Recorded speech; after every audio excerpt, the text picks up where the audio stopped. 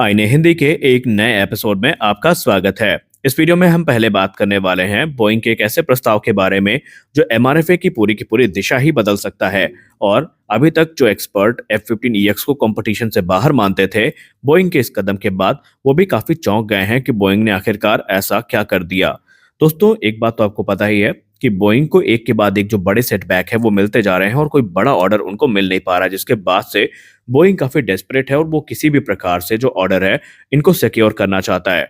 और उन्हें एमआरएफए से काफी उम्मीद थी, लेकिन जब भारत ने F-18 सुपर हॉर्नेट ब्लॉक 3 को भाव नहीं दिया तो बोइंग ने भी समय रहते उसको कंपटीशन से बाहर मंगा लिया। और क्योंकि अब 2027 तक F-18 सुपर हॉर्नेट ब्लॉक 3 का जो प्रोडक्शन है बोइंग को वो भी बंद करना है, तो ऐसे में बोइंग अब F-15EX के प्रमोशन में पूरी तरीके से लग चुका है। बोइंग ने अपने F-15EX को भारतीय वायुसेना के लिए ऑफर किया है और कुछ समय तक इनका जो पलड़ा था वो भारी था, लेकिन जब डसॉल्ट एविएशन ने अपना जो एक स्ट्रांग मूव है भारत के सामने रखा तो बोइंग को खतरा महसूस हुआ। लेकिन अब बोइंग ने एक ऐसा प्रस्ताव सामने रखा है जो कि काफी चौंकाने वाला है।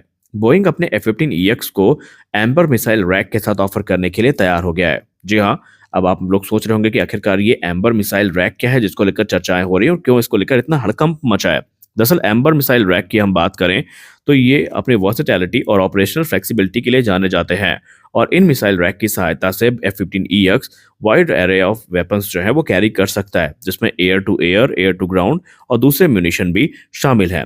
सबसे महत्वपूर्ण चीज जो सामने निकल के आई है वो ये है कि F-15EX जो कि ऑलरेडी अपने एक्सेप्शनल परफॉर्मेंस और वर्सेटैलिटी के लिए जाना जाता है, एम्बर मिसाइल रैक आने के बाद ये और भी ज्यादा कैपेबल हो जाएगा, क्योंकि एम्बर मिसाइल रैक की सहायता से ये 22 एयर टू एयर मिसाइल्स को अपने साथ कैरी कर सकेगा। एक मिशन में 22 air to air missile.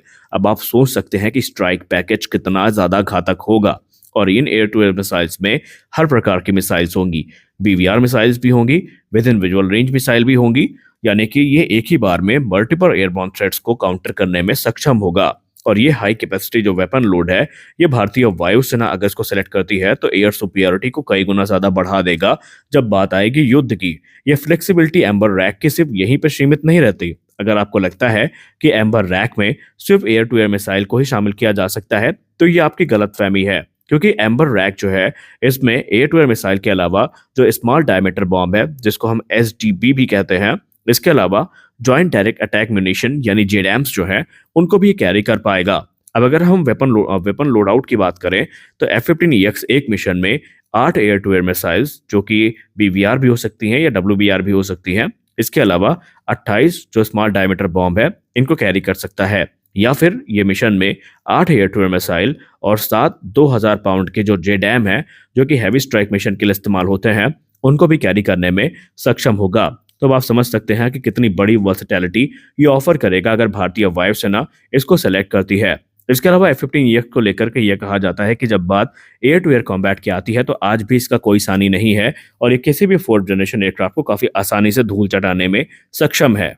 Boeing का यह भी कहना है कि भारत में कुछ लोग ये सोचते हैं कि ये जो एयरक्राफ्ट है ये क्योंकि दशकों पुराना है तो इसमें टेक्नोलॉजीज भी काफी पुरानी होंगी, जबकि ऐसा बिल्कुल भी नहीं है।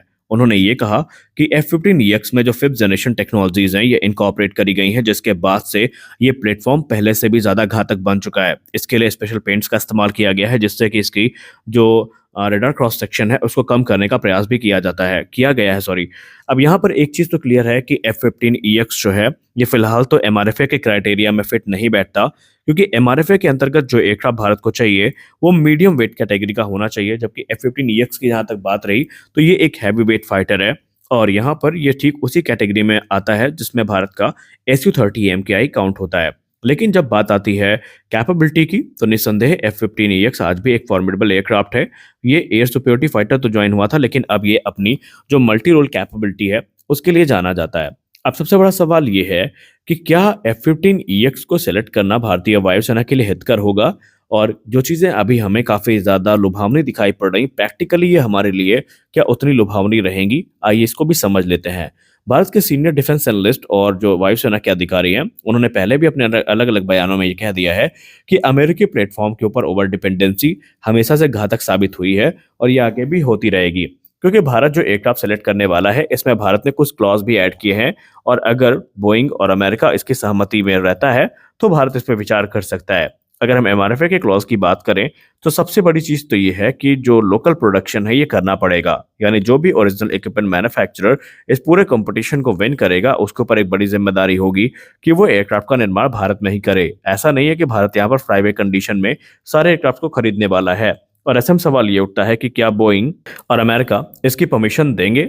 दूसरी बात यह है कि भारत अपना जो इंडिया स्पेसिफिक इनहेंसमेंट्स जो कि अपने राफेल में करवाया है भारत ने, ठीक उसी प्रकार की जो इनहेंसमेंट है भारत करवाएगा, क्योंकि आप सब जानते हैं अमेरिका के जो टेरेन है और इंडियन सिचुएशन एकदम अलग है। इंडिया में कहीं पहाड़ी इलाके भी हैं तो कहीं रेगिस्तानी इलाके भी हैं और कहीं जंगल वॉरफेयर भी होती है।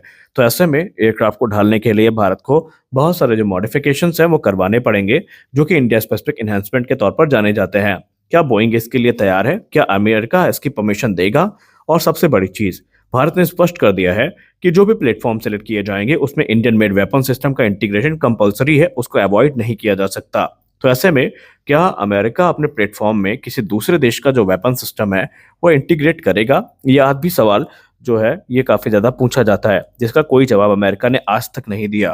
तो ये चीजें कहीं ना कहीं एक डिसाइडिंग फैक्टर साबित हो सकती हैं F-15EX के केस में। लेकिन यहाँ पर F-15EX इतने सारे ऑफर्स के बाद भी राफेल से पीछे हो जाता है। उसके पीछे की वजह यह है कि भारत ने ऑलरेडी राफेल्स को इंडेक्ट कर रखा है, क्योंकि भारतीय वायुसेना ने राफेल खरीदा है तो भारतीय नौसेना भी राफेल के साथ ही जा रही है। तो ऐसे में कॉमनैलिटी एक बड़ा फैक्टर है जो यहाँ पर बनाए रखने का प्रयास किया जा रहा है। भारत ऑलरेडी अलग अलग जो टाइप के एयरक्राफ्ट है वो ऑपरेट करता है और उसकी वजह से जो लॉजिस्टिकल चैलेंजेस हैं भारत के सामने वो हमेशा से रहे हैं और भारत इनसे काफी परेशान भी हुआ है। तो क्या भारत एक बार फिर से नए टाइप के फाइटर के एयरक्राफ्ट की तरफ जा करके जो लॉजिस्टिकल चैलेंजेस हैं उनको और ज्यादा बढ़ाएगा? ये भी देखना काफी इंटरेस्टिंग होने वाला है। खैर, अगर हम राफेल से F-15EX को कंपेयर करें तो दोनों अलग कैटेगरी के एयरक्राफ्ट हैं, दोनों अपनी अपनी जो खूबियां हैं उनके साथ आते हैं। लेकिन अगर हम अधिकारियों की बात माने तो अगर MRFA होता है, जिसकी संभावनाएं फिलहाल तो कम दिख रही हैं, तो अगर होता है तो वहां पर राफेल के चांसेस ही सबसे ज्यादा हैं, क्योंकि भारत ने ऑलरेडी यहाँ पर बहुत सारा इंफ्रास्ट्रक्चर विकसित कर रखा है और जो MRO फैसिलिटी है ये भी ओपन हो चुकी है और जो इंजन में MRO फैसिलिटी है ये भी हैदराबाद में चली रही है। तो ऐसे में जब सारी चीज़ें भारत में राफेल की एक के बाद एक उपलब्ध होती जा रही हैं, तो ऐसे में कोई सेंस नहीं बनता फिलहाल कि भारत किसी नए टाइप के फाइटर एयरक्राफ्ट की तरफ जा करके एक नई सरदर्दी को ले। खैर, इसको लेकर आप क्या सोचते हैं? आप भी अपनी राय कमेंट सेक्शन में जरूर बताइए कि क्या इतने बेहतरीन ऑफर के बाद अब भारत को राफेल से हट के F-15EX की तरफ देखना चाहिए, या कुछ भी करके फिलहाल तो हमें चाहे एडिशनल बैच ही राफेल के लेने पड़े या भारत को ऑर्डर करना चाहिए? आप अपनी राय कमेंट सेक्शन में जरूर दीजिए। और आपको क्या लगता है कि क्या अब MRFA के लिए बहुत देर हो चुकी है? क्या MRFA सेंस बनाता भी है या नहीं? इसकी आप इसको लेकर आप क्या सोचते हैं? अपनी राय आप कमेंट सेक्शन में जरूर दीजिए। तो आज के इस वीडियो में बस इतना ही। आशा करते हैं कि ये वीडियो आपको अच्छी लगी होगी। वीडियो अच्छी लगी तो वीडियो को लाइक करिए, नए चैनल को सब्सक्राइब करिए। मिलते हैं अगले वीडियो में, तब तक के लिए जय हिंद।